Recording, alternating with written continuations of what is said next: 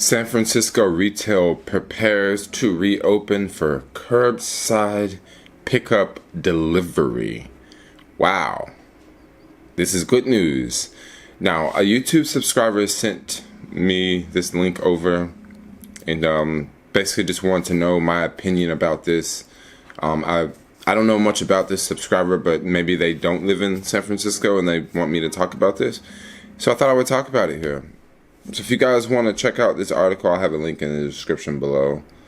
But basically, there's not much of an article. It's just talking about how San Francisco is ready to open, a lot more retail space for curbside pickup beginning Monday.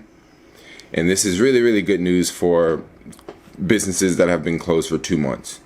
This is really, really good news for businesses that have been closed for 2 months because now they can open, they can make some money. But let's just talk about this really fast here because there's a lot to be said about this, and I think we're going to see some winners and we're going to see some losers here. First off, the winners and the losers. Retail is a tough one. I would see that the winners could be places like H&M. Okay, your large retail stores where they where people go online and they can look at the products. Maybe they could just buy the products off a line and just have them mailed to their house in like 4 or 5 days or so. But for some people, maybe they'll wake up on a Friday morning and say, "Oh, let's just go down to the website. Let's just check out, see what they got. Oh, H&M, they have this available in their store." So then they can order it and then go down to the H&M store and pick it up. But in this scenario, we're not talking about H&M. We're talking about this little like smaller mom and pop retail business that doesn't have, a really big name for itself. If you guys want to check out this video here, it will be in the article. I'm not going to play it here because I don't want any copyright strikes or anything. But when they interview the owner of the shop, he's talking about how retail, especially clothing retail, is a tricky one because people like to come into the store. They like to try things on. They like to touch things. They like to look at the other products that are for sale. And when you are sitting at home ordering things off a line, you can't really do that. Now, we also must think about for the past 2 months, people have just been ordering things offline and they haven't been going to a store for pickup at all because stores have been closed. So people have just been ordering things offline. So now you're going to have a lot of these smaller retailers opening up, these little small mom and pop stores opening up. And the problem I see with these small mom and pop stores opening up is you can't have people come into the store.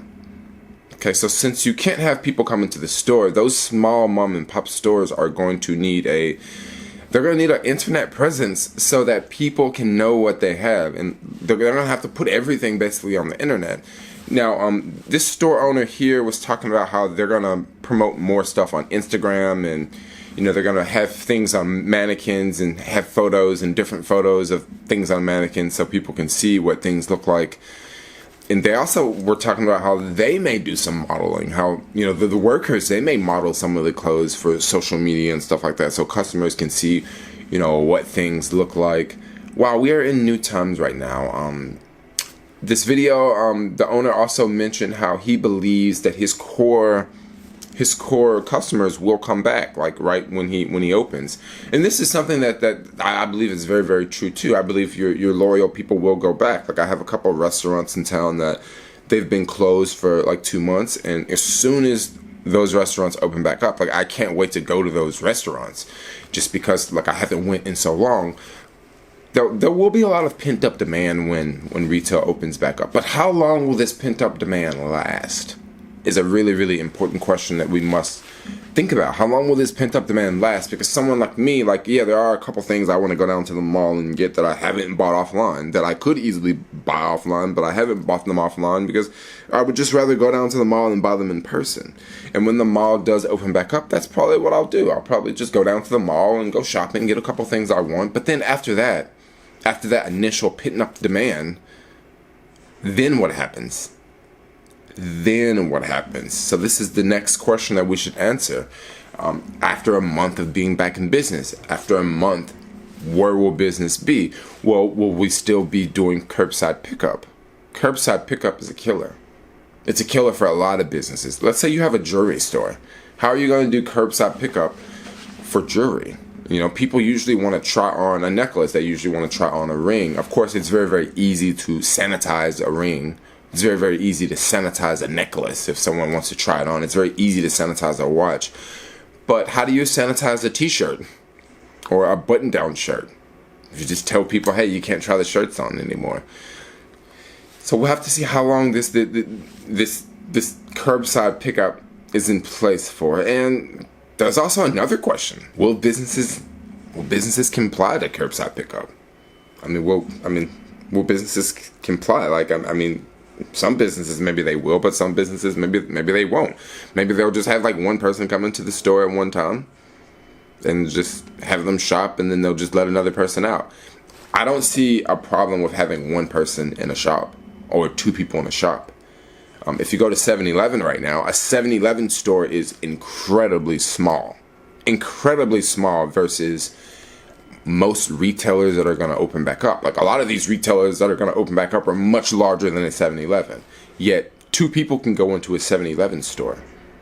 Now, for retail, they're not letting anyone go into the store. So that's just something else to think about here.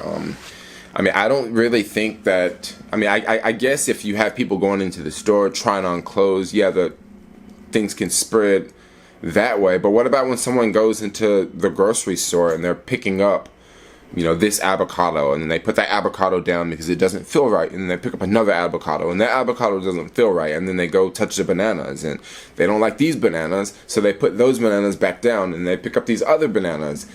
I don't know. It's just to the point where, like, I think we're just gonna have to get used to this. Like, it's not gonna go away, and it's just gonna. Meanwhile, it's just gonna literally kill a lot of businesses. It's gonna kill a lot of businesses. I'm gonna make some predictions here, because I've made predictions ever since this whole Rona thing has started. Ever since my flights to Asia were canceled back in January, I've made predictions, and I'm pretty surprised. I've been pretty right on with a lot of my predictions that I've made. So I'm gonna make a prediction for retail business here. For retail business, retail is about to go down, yo. They are. They're really about to go down. Just like a lot of restaurants are about to go down. The difference between restaurants sell food. They sell food. And retail and clothing stores, they sell things that people need, but like, people need food every single day. People need food every single day. You have to eat every single day. But what we don't need is, we don't need to go shopping for clothing every day. We don't need to go shopping for like retail things every day. So I can kind of see that being that playing a role. And also, we got to look at the outlook of this whole virus. And this thing is not slowing down. Like, it's not slowing down. It's not. And when things start to slow down, and when we start to see the curve actually being flattened, and maybe once we have a vaccine, I think that those are times for healthy growth. But right now, we are in uncertainty. We are literally in the most uncertain times, and it's really scary out here. It's really scary. I'm not a small business owner. It's something I've literally been thinking about, but I've also been just very nervous to start a small business, just because of so many risks that can be involved in starting a small business, so much upfront cost.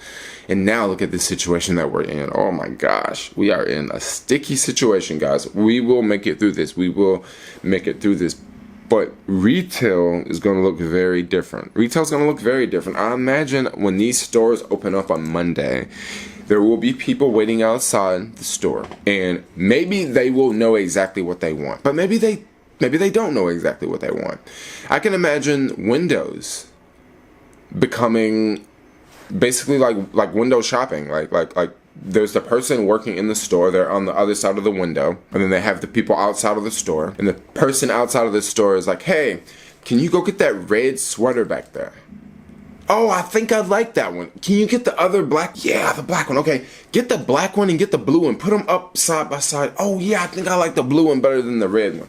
I think this is how shopping is going to be in the city for a little bit. Like, people are literally going to be, like, for real window shopping. And I'm not talking about window shopping where you walk by the restaurant, you look in the restaurant, and you're like, oh, I want that, but I'm not going to buy it. No, I mean, like, literally, people are going to be literally buying things out of the window. So that is up ahead. It's up on the horizon that we got. We got some shops opening up in SF coming up soon, which is gonna be good. Looks like there's gonna be still a lot more layoffs, because when you have a clothing store that is opening up on Monday, and let's say before this whole, this virus thing started, let's say that you had 4 employees. Maybe you had 4 employees working at one time. Okay, you had someone in the back doing something. You had 2 sales associates on the floor, and you're the manager, you're working too. Well, now come Monday when you open up, do you need 4 people working there? Or can you get away with like just you working there? I mean, do you need your employees working there? I mean, if you're not going to have like traffic coming into the store, you're not going to need all this extra help. Something else to throw out there, something else to just make you guys think about. I don't know, this is just really, really interesting. These times that we are living in. Also, let's talk about these small business loans. So when companies take out the money for the small business loans, and if you want the loan money forgiven, you have to like hire all your employees back. Ask yourself this question: how are you going to hire all your employees back? Okay, and pay them when your sales are lower?